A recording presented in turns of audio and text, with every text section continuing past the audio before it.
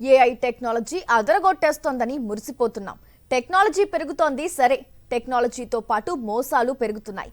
రెండు వైపులా పదునైన కత్తి లాంటిది టెక్నాలజీ. దాన్ని మంచికి వాడుకోవచ్చు, చెడుకి వాడుకోవచ్చు. మందిని మోసం చేసి ముంచేందుకు కొందరు కేటుగాళ్లు టెక్నాలజీని అడ్డుపెట్టుకుంటున్నారు. ప్రపంచంలో ఏ చట్టంలోనూ లేని డిజిటల్ అరెస్ట్ అనే ఓ పదబంధాన్ని ఈ కేటుగాళ్లే సృష్టించారు. దీని ముసుగులో కోట్లకు కోట్లు ఫోన్ పిండి మరీ వసూలు చేస్తున్నారు.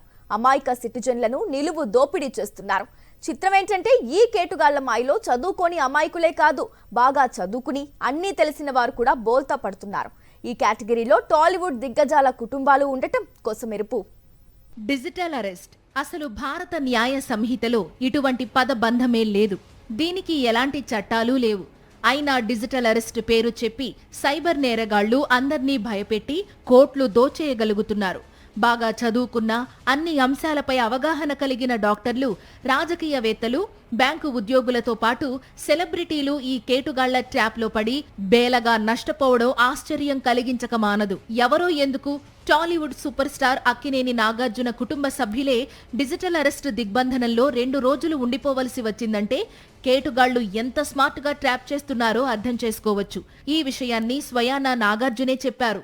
ఐ రిమెంబర్ మా ఇంట్లో కూడా, మా ఫ్యామిలీలో కూడా just about 6 months back 7 months back ఇదే జరిగింది. ఆల్మోస్ట్ ఇంట్లో ఫ్యామిలీ మెంబర్ని ఒక డిజిటల్ అరెస్ట్లో ఆల్మోస్ట్ 2 days పెట్టారు.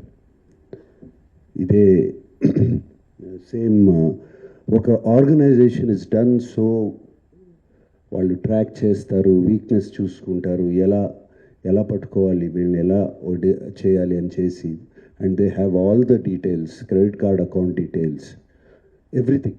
టార్గెట్ చేసిన వారికి ఫోన్లు చేస్తారు. మీపై ఫలానా సెక్షన్ కింద కేసు నమోదయిందంటారు. మీపై అరెస్టు వారెంట్ జారీ అయ్యిందని బెదిరిస్తారు. అరెస్ట్ నుంచి తప్పించుకోవాలంటే కొంత మొత్తం తమ ఖాతాలోకి బదిలీ చేయమంటారు. అరెస్ట్ అనగానే కంగారుతో బాధితులు ఏమీ ఆలోచించకుండా సైబర్ క్రిమినల్స్ అడిగిన మొత్తాన్ని ఆన్లైన్లో ట్రాన్స్ఫర్ చేస్తున్నారు. ఈ ట్రాన్సాక్షన్ పూర్తయ్యే వరకు మీరు ఫోన్ పెట్టకూడదని కూడా వారు బెదిరిస్తూనే తమ పని కానిచ్చుకుంటారు. ఆంధ్రప్రదేశ్లోని మైదుకూరులో స్థానిక ఎమ్మెల్యే పుట్టా సుధాకర్ యాదవ్ సతీమణిని కేటుగాళ్లు బోల్తా కొట్టించారు. సుధాకర్ భార్యకు ఫోన్ చేసిన కేటుగాళ్లు మీపై మనీ లాండరింగ్ కేసు ఉందని చెప్పి బెదిరించారు. తాము సిబిఐ నుంచి ఫోన్ చేస్తున్నామన్నారు. మీ నేరానికి మా దగ్గర ఆధారాలున్నాయని భయపెట్టి 1,70,00,000 లాగేశారు. తాము మోసపోయామని గ్రహించిన ఎమ్మెల్యే సైబర్ క్రైమ్ పోలీసులకు ఫిర్యాదు చేశారు. రంగంలోకి దిగిన పోలీసులు 8 మందిని అరెస్టు చేశారు. రోజు రోజుకి సైబర్ క్రైమ్స్ పెరిగిపోతున్నాయి. డిజిటల్ అరెస్ట్ బాధితుల సంఖ్య పెరుగుతోంది. దీనిపై అందరిలో అవగాహన పెంచాల్సిన అవసరం ఉంది. ఆ బాధ్యత ఖచ్చితంగా ప్రభుత్వాలదే అంటున్నారు నిపుణులు.